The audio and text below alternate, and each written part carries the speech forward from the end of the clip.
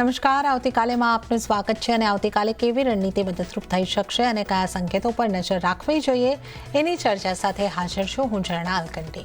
તો આવતીકાલે માર્કેટ પર ચર્ચા કરતા પહેલા આજના માર્કેટને લગતા મુખ્ય સમાચારો પર નજર કરી લઈએ। વીકલી એક્સપાયરીના દિવસે બજારમાં ભારે ઉતાર ચઢાવ। સેન્સેક્સ નિફ્ટી અંતે 5% જેટલા ઘટીને બંધ। બેંક નિફ્ટીમાં પણ 200 પોઈન્ટનો ઘટાડો, તો મિડ કેપ અને સ્મોલ કેપમાં મામૂલી તેજી। ઓટો, ઓઇલ અને ગેસ શેર્સમાં સારી તેજી। બંને ઇન્ડેક્સ લગભગ 0.5% જેટલા ઉછળ્યા। હીરો મોટો અને ઓએનજીસી નિફ્ટીના ટોપ ગેનર્સમાં સામેલ, તો મેટલ શેર્સમાં આવી વેચવાલી। મેટલ સેક્ટર અને સરકારી બેંકમાં આજે રહ્યો 1% સુધીનો ઘટાડો। ભારત યુએસ વચ્ચે ડિફેન્સ ફ્રેમવર્ક પર બની સહેમતિ। બંને દેશોની વચ્ચે 10 વર્ષ માટે થશે સ્ટ્રેટેજિક કરાર। સમાચાર બાદ ડિફેન્સ શેર્સમાં શાનદાર રિકવરી। HAL, BML, મસ્કાઉ ડોકમાં ખરીદારી અને સાથે જ અમુક દિવસોમાં ટ્રેડ ડીલ પણ થઈ શકે છે ફાઇનલ। કેપિટલ માર્કેટ શેર્સમાં ખરીદારી યથાવત। કેપિટલ માર્કેટ ઇન્ડેક્સ 2% જેટલો ઉછળ્યો। મોતીલાલ ઓસવાલમાં 8.5%નો ઉછાળો, તો આ તરફ BSE, MCX અને CDSLમાં પણ ખરીદારી। તો આવનારા ત્રિમાસિકમાં સુધારાની અપેક્ષાથી વ્હાઇટ ગુડ્સ શેર્સમાં આજે જોરદાર તેજી। બોસ લગભગ 6% ઉછળીને વાયદાનો બન્યો ટોપ ગેનર। બીજી તરફ બ્લુ સ્ટારમાં 5%, તો વોલ્ટાસમાં પણ 0.5%નો ઉછાળો। અને બજારને પસંદ નહીં આવ્યો ડીમાર્ટનો Q1 અપડેટ। શેર 0.5% જેટલો ઘટીને વાયદાના ટોપ લૂઝરમાં થયો સામેલ। મેક્વાયરી અને મોર્ગન સ્ટેનલીએ પણ કર્યું ડાઉનગ્રેડ। આ તરફ સારા બિઝનેસ અપડેટથી M&M ફાઇનાન્સ 3.5% ઉછળીને વાયદાના ટોપ ગેનર્સમાં સામેલ।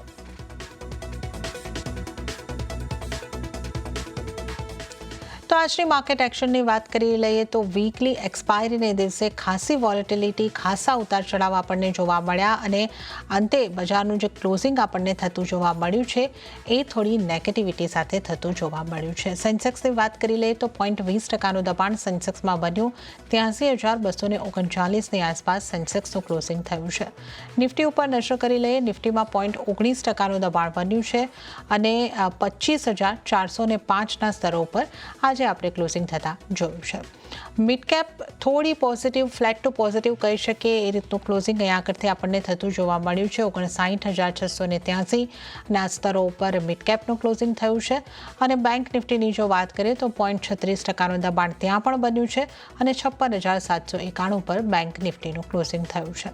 એડવાન્સ ડિક્લાઇન રેશિયો છે એ 1,299 શેર્સની અંદર આજે લીલા નિશાનમાં એટલે કે મજબૂતી સાથે કારોબાર બંધ થયા છે અને એની સામે 1,375 સ્ટોક્સની અંદર અહીંયા આગળથી દબાણ સાથે લાલ નિશાનમાં કારોબાર બંધ થયા છે। હવે નિફ્ટીના ટોપ ગેનર્સ અને ટોપ લૂઝર જોઈ લઈએ। લૂઝરની સાથે શરૂઆત કરીએ। SBI લાઈફ આજનો ટોપ લૂઝર કાઉન્ટર છે। 0.5%નું દબાણ અહીંયા આગળ આપણને બનતું જોવા મળ્યું છે અને આ SBI લાઈફ ઇન્સ્યોરન્સની આપણે અહીંયા આગળથી વાત કરી રહ્યા છીએ જ્યાં 0.5%નું દબાણ બન્યું છે અને કોટક મહિન્દ્રા બેંકમાં પણ લગભગ 2%નું દબાણ બનતા આપણે જોયું છે। બજાજ ફાઇનાન્સ અને બજાજ ફિનસર્વમાં પણ આપણે જે રીતે જોઈ શકીએ છીએ 1.39%, 1.35%ના દબાણ બનતા આપણે જોઈ શકીએ છીએ અને ત્યારબાદ JSW steel, Grasim, Adani ports અને હિન્દાલ્કો એવા કાઉન્ટર રહ્યા કે જ્યાં પણ 0.5%થી લઈને 1.25% સુધીના દબાણ બનતા આપણે જોયા છે।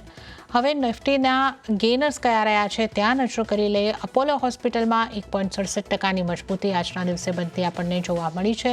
ત્યારબાદ ડોક્ટર રેડ્ડીઝમાં પણ સારી મજબૂતી રહી છે। 1.61%ની મજબૂતી અહીંયા નોંધાઈ છે। હીરો મોટોકોર્પ 1.58% જેટલો મજબૂત થયો છે અને ONGCમાં પણ આપણને 1.24%ની મજબૂતી આવતી જોવા મળી છે। ત્યારબાદ મારુતિ સુઝુકી, સિપ્લા, ઇન્ડસઇન્ડ બેંક અને ઇન્ફોસિસમાં 0.5% થી 1%ની મજબૂતી બનતા આજના દિવસમાં આપણે જોયું છે। હવે આવતીકાલના બજારની આપણે ચર્ચા કરીશું અને આ માટે આપણી સાથે જોડાઈ ગયા છે SSG ફાઇનાન્સના વિરલ છેડા।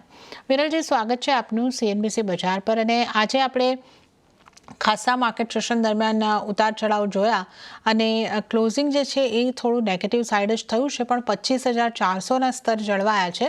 તો આ ક્લોઝિંગને તમે કઈ રીતે જોઈ રહ્યા છો અને નિફ્ટી માટે આપ આગળ કઈ રીતની સલાહ આપશો? હા, ગુડ ઇવનિંગ। અગર નિફ્ટી આપણે જોઈએ તો છેલ્લા 5 દિવસથી આપણે જોઈ શકાય છે કે ઉપરમાં 25,700 ના આસપાસ મંડેના હાઈ બનાવેલો ને ત્યાર પછી આપણે થોડું સાઇડવેઝ થી કરેક્શન્સ જોવા મળે છે.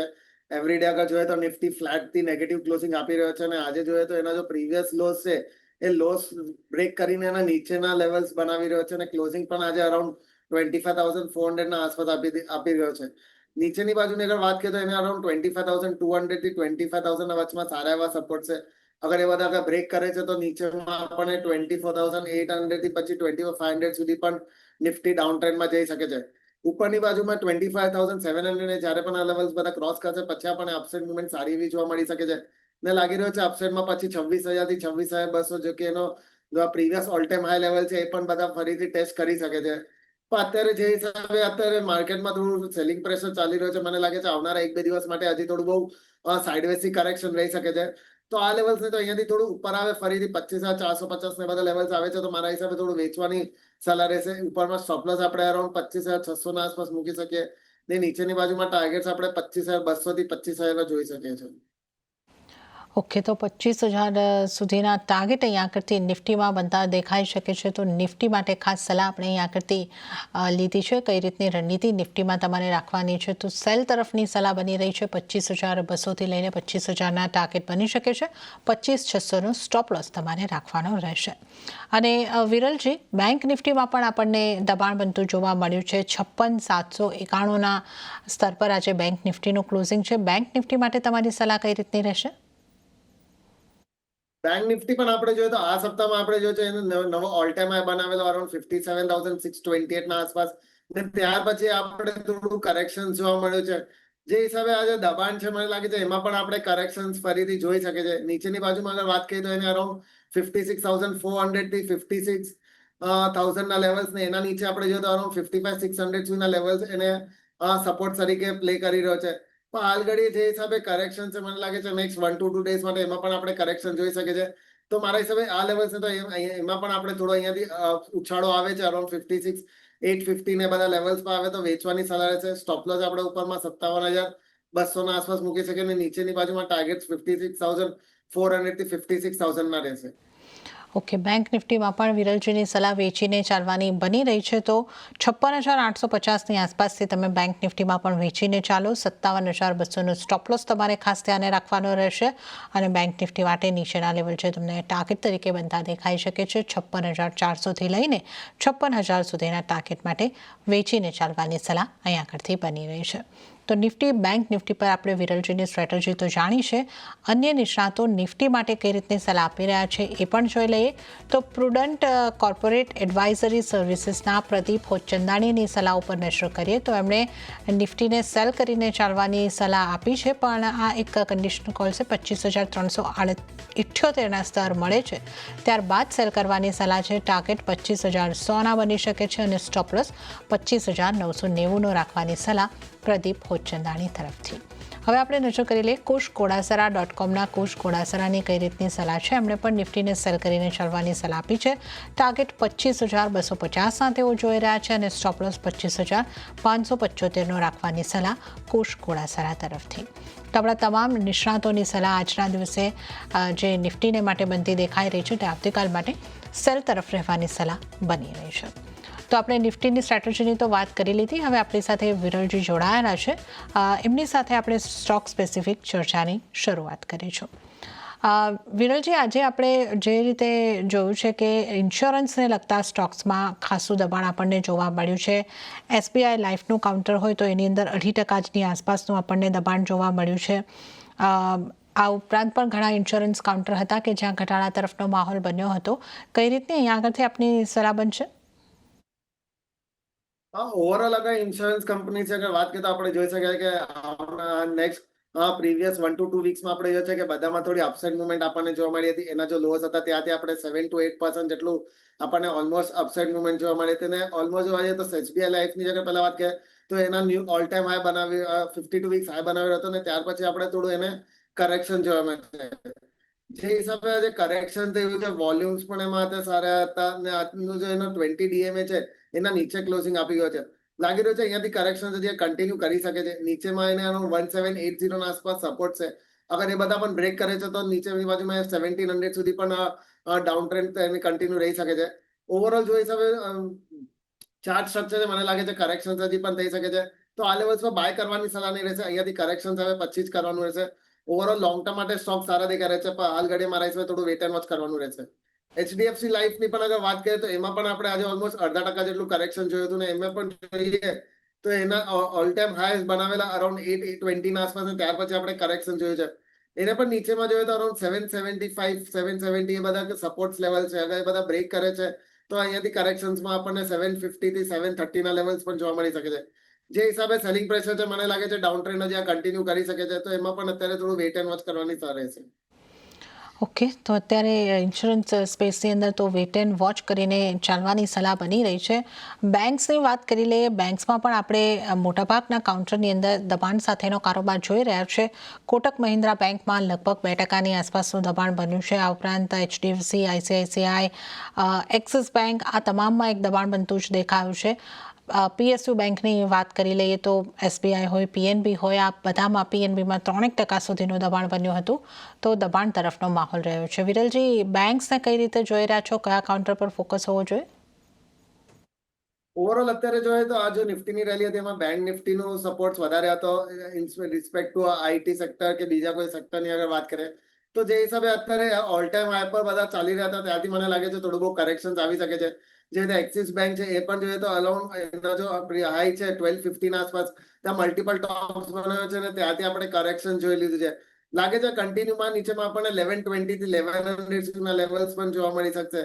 તો મારા હિસાબે અત્યારે બાય કરવાની સલાહ નહીં રહેશે, પણ જેના પાસે પણ હોય તો મારા હિસાબે અહીંયાથી ઉછાળો આવે તો થોડું બહુ સેલ કરી શકે છે.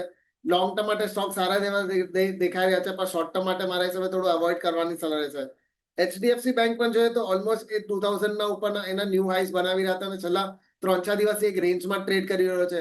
નીચેની બાજુમાં આગળ 1970 ને બધા લેવલ્સ બ્રેક કરે છે તો એમાં પણ કરેક્શન્સમાં આપણને 1920 થી 1900 સુધીના લેવલ્સ ફરીથી જોવા મળી શકે છે. તો મારા હિસાબે એમાં પણ આપણે અત્યારે પ્રોફિટ બુક કરી શકે છે. ફ્રેશ બાઇંગ માટે મારા હિસાબે થોડું વેઇટ કરવાનું રહેશે. કોટક બેંક જેવી રીતે તમે કીધું કે ઓલમોસ્ટ આજે 2% આપણે કરેક્શન જોયું છે, એ અત્યારે જોવાય તો ઓવરઓલ પ્રાઇવેટ સેક્ટરમાં થોડું અંડર પરફોર્મર સ્ટોક છે. એનો ઓલ ટાઈમ હાઈ જો હતા એ હજી સુધી ક્રોસ નથી કર્યા ને એમાં જોઈએ તો આજે સેલિંગ વોલ્યુમ સાથે એમાં સેલિંગ આપણને જોવા મળી છે.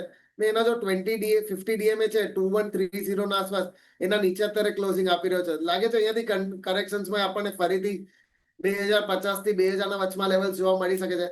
તો મારા હિસાબે એમાં પણ થોડું વેઇટ કરવાનું રહેશે. જેના પાસે પણ હોય તો મારા હિસાબે થોડું બહુ પ્રોફિટ બુક કરીને ચાલી શકે છે.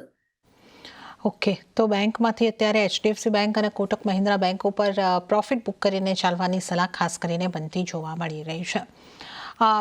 વિરલજી, હવે આપણે હોસ્પિટલને લગતા સ્ટોક્સની વાત કરી લઈએ, જ્યાં આજે આપણને ખરીદારી તરફનો માહોલ બનતો દેખાયો હતો.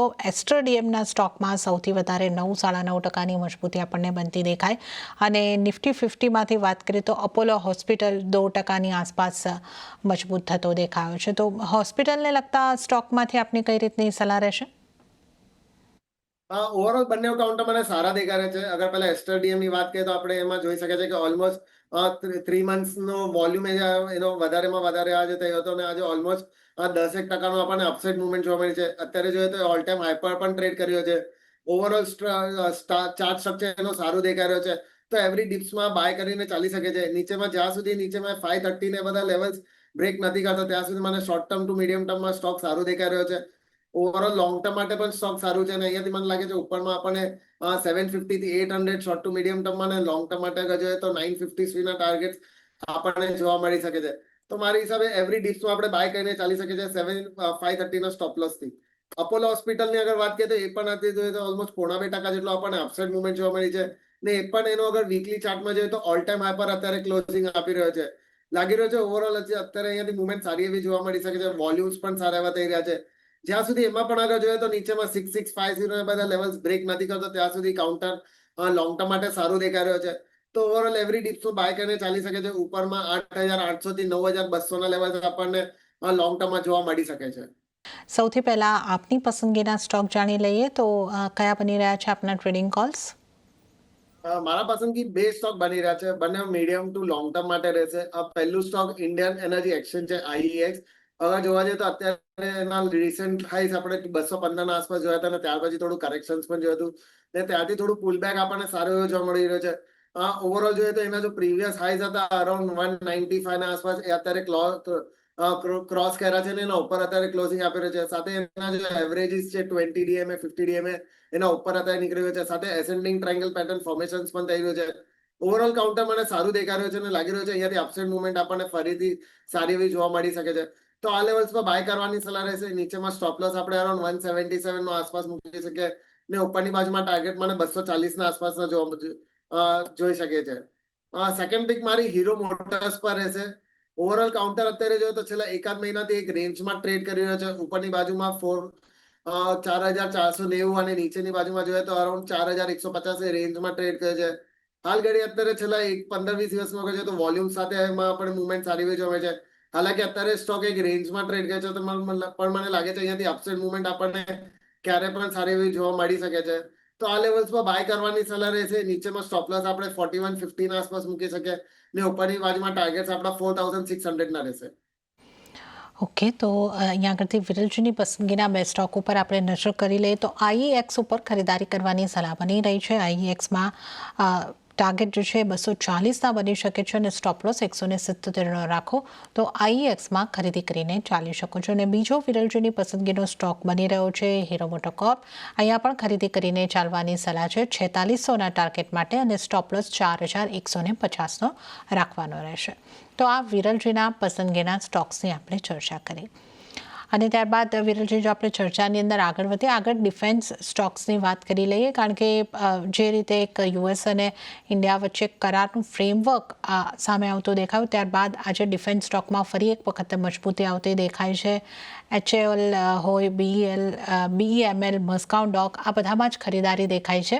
ડિફેન્સ સ્ટોકમાંથી કયા કાઉન્ટર્સ પર ફોકસ હોવું જોઈએ અને આપની કઈ રીતની સલાહ બનશે? ડિફેન્સ કાઉન્ટરમાં મને આ લેવલ્સ પર જોઈએ તો મચગામ ડોક સારું દેખાઈ રહ્યો છે, HAL સારું દેખાઈ રહ્યો છે અને BEL આ ત્રણ કાઉન્ટર્સ મને સારા એવા દેખાઈ રહ્યા છે. અગર પેલા મચગામ ડોકની વાત કરીએ તો આપણે જોઈ શકીએ છીએ કે રિસેન્ટમાં 3800 ના આસપાસ એનો new all time high levels બનાવી રહ્યો હતો અને ત્યાર પછી આપણે થોડું બહુ કરેક્શન જોઈ લીધું છે ઓલમોસ્ટ 15-20%નું ને નીચેની બાજુમાં સારા એવો કોન્સોલેશન્સ પછી અત્યારે આવે એની અપસાઇડ મુવમેન્ટ ફરીથી ચાલુ થઈ રહી છે. ઉપરમાં જોઈએ તો અરાઉન્ડ 3340 ને 3380 ને બધા લેવલ્સ અગર ક્રોસ કરશે તો ફરીથી અપસાઇડ મુવમેન્ટમાં આપણને સારું જોવા મળી શકે છે. વોલ્યુમ્સ પણ અત્યારે થોડા સારા એવા થઈ રહ્યા છે. ઓવરઓલ સ્ટ્રક્ચર મને સારું દેખાઈ રહ્યું છે. જ્યાં સુધી નીચેમાં 3000 ના લેવલ્સ બ્રેક નથી કરતો ત્યાં સુધી કાઉન્ટર્સ પણ સારા છે. તો આ લેવલ્સ પર બાય કરવાની સલાહ રહેશે. નીચેમાં 3000 ના આસપાસના સ્ટોપ લોસ મૂકવાનું રહેશે ને ઉપરની બાજુમાં ટાર્ગેટ્સ આપણા 3800 થી 4000 ના રહેશે. HL ની વાત કરીએ તો આજે ઓલમોસ્ટ 1% જેટલો આપણને અપસાઇડ મુવમેન્ટ જોવા મળી છે પોઝિટિવ ક્લોઝિંગ ને એ પણ અત્યારે એક રેન્જમાં ટ્રેડ કરી રહ્યો છે. નીચેની બાજુમાં એને અરાઉન્ડ 4750 ના આસપાસ સારા એવા સપોર્ટ છે. જ્યાં સુધી એ લેવલ્સ બ્રેક નથી કરતો ત્યાં સુધી મને લાગે છે અહીંયાથી અપસાઇડ મુવમેન્ટ ક્યારે પણ આપણને જોવા મળી શકશે. હાલાકી એને ઉપરમાં 5150 5180 ના વચમાં થોડા રેઝિસ્ટન્સ છે પણ મને લાગે છે એ બધા વોલ્યુમ સાથે બ્રેકઆઉટ આપણને જોવા મળી શકશે અને ફરીથી ન્યૂ હાઈસ બનાવી શકે છે. તો આ લેવલ્સ પર બાય કરવાની સલાહ રહેશે. નીચેમાં સ્ટોપ લોસ 4750 ના આસપાસ મૂકવાનો રહેશે અને ઉપરની બાજુમાં ટાર્ગેટ્સ 5300 થી 5500 ના રહેશે. ઓકે, તો અહીંયા આગળ આપણે મસ્કાઉ ડોક અને HLની ખાસ કરીને વાત કરી છે. મસ્કાઉ ડોકમાં 4000 સુધીના ટાર્ગેટ 3800થી 4000ના ટાર્ગેટ માટે ખરીદારી કરીને ચાલી શકો છો. 3000નો સ્ટોપ લોસ ધ્યાને રાખવાનો રહેશે અને HLની અંદર 5300થી 5500ના ટાર્ગેટ માટે ખરીદારી કરીને ચાલી શકો છો. 4750નો સ્ટોપ લોસ તમારે ધ્યાને રાખવાનો રહેશે. તો આપણે ડિફેન્સ સ્ટોકની વાત કરી. હવે વિરલજી કેપિટલ માર્કેટને લગતા સ્ટોકની વાત કરીએ અને જ્યાં આજે સારી ખરીદારી જોવા મળી છે. મોતીલાલ ઓસવાલના કાઉન્ટરમાં સૌથી વધારે મજબૂતી બની લગભગ 8%ની ઉપરની અને આ ઉપરાંત CDSL હોય, BSE હોય આ બધા જ પોઝિટિવ રહ્યા છે. મોતીલાલ ઓસવાલ પર આપનો કઈ રીતનો વ્યૂ, આટલા મજબૂતી બાદ અહીંયા આપની કઈ રીતની સલાહ બનશે અને આ ઉપરાંત બીજું કોઈ કાઉન્ટર આપની સલાહ બનશે?